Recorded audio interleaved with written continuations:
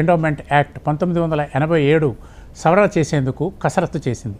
చట్టంలోని చాప్టర్ 11ను సవరించాలని చూస్తోంది.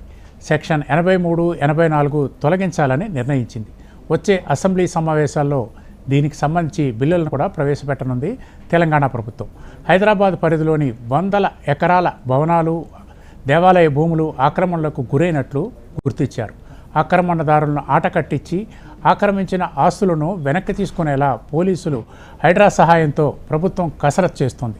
ప్రభుత్వ భూముల ఆక్రమణలపై హెచ్ఎంటీవీ జాగోరా జాగో కార్యక్రమం ద్వారా ఇప్పటికే ఎన్నో కథనాలను ప్రసారం చేసింది. ఈ ఏడాది పైబడ్డ కాలంలో హైదరాబాద్ ఓల్డ్ సిటీలోని అనేక పురాతన ఆలయాలకు సంబంధించి ఆసక్తికరమైన చారిత్రక అంశాలే కాకుండా దశాబ్దాలుగా సాగుతున్న శతాబ్దాల ఆస్తులకు గురైన దురాక్రమణలకు తవ్వితీస్తోంది ఈ కార్యక్రమం. ప్రభుత్వాలను చూసి చూడనట్టుగా వదిలేసిన అంశాలను హెచ్ఎంటీవీతో కలిసి యమునా పాఠక్ గారు ఉద్యమానికి పూనుకోవడం ఎంతో ముదావహం. జాగోరే జాగో కార్యక్రమం ద్వారా స్ఫూర్తి పొందిన పలువురు మేధావులు, విశ్రాంత ఉన్నత అధికారులు, హిందూ సమాజ శ్రేయోభిలాషులు, న్యాయకోవిదులు ఈ కార్యక్రమానికి మద్దతుగా నిలిచారు. వెన్నుతట్టి ప్రోత్సహించి జాగోరా జాగో కార్యక్రమానికి పెద్దపీట వేశారు. ఈ పోరాటంలో కలిసి నడుం బిగించారు. ఈ ఉద్యమానికి పెద్ద ఎత్తున స్పందన వస్తుంది. ఇలా ఈ కార్యక్రమం ఊవెత్తున ఎగిసిపడుతోంది. ఇది ఈ కార్యక్రమం. ఇంత గొప్పగా ప్రభుత్వం నుంచి స్పందన మనం ఊహించిన కంటే ముందుగానే రావటం మీకు ఎలా అనిపిస్తుంది మేడం? యమునా పాఠక్ గారు నమస్తే అండి. ముందుగా ఈ యొక్క హెచ్ఎంటీవీ ప్రేక్షకులకు, అలాగే మా జాగోరే జాగో చూస్తూ మమ్మల్ని ఎంతోమంది ఈరోజు మాకు మద్దతు ఇస్తూ నించున్న ప్రతి ఒక్కరికి కూడా ఈరోజు శిరస్సు వంచి పాదాభివందనాలు చేస్తూ ఉన్నాము. ఈరోజు ఒకరోజు 2 రోజుల కృషి కాదండి, దాదాపు నిర్విరామంగా సంవత్సరంన్నర పాటు ఈ కృషికి ఈరోజు ప్రభుత్వం నిజంగానే చాలా త్వరగా స్పందించిందని అనుకుంటాను. ఎందుకంటే ఇది కొన్ని ఏళ్లగా పేరుకుపోయిన ఈ యొక్క నిజంగా ఒక దురదృష్టవశాత్తు ఇంతవరకు పేరుకుపోయి దీన్ని దృష్టి పెట్టే వాళ్ళు ఎవరూ లేరు.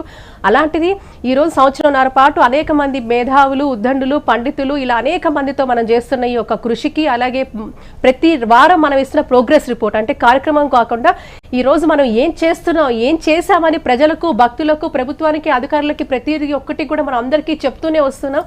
మరి ఈరోజు ఒక ప్రోగ్రెస్ రిపోర్ట్తో ముందుకెళ్తా ఉన్నాము. కాబట్టి మనం ఏం చేసామని దానికి ఈరోజు దానికి తప్పకుండా ప్రభుత్వ యంత్రాంగం, ప్రభుత్వమే నేరుగా స్పందించడం జరిగింది. 3 రోజుల కిందట కూడా మనం మినిస్టర్ గారులను కానివ్వండి, లేకపోతే ఉన్నత అధికారులు ఎవరైతే ఎండోమెంట్ శాఖకు సంబంధించిన వారందరికీ కూడా కలవడం జరిగింది, వాళ్ళని బ్రీఫ్ చేయడం జరిగింది.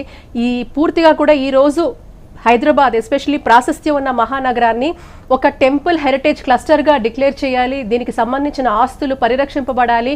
1 కాదు, 2 కాదు, 100 కాదు, 1000 కాదు, లక్షల కోట్ల రూపాయలు కేవలం హైదరాబాద్ పరిధిలోనే ఇన్ని ఆలయ భూముల ఆస్తులు ఉన్నాయి. వాటిని పరిరక్షించుకోవాలి.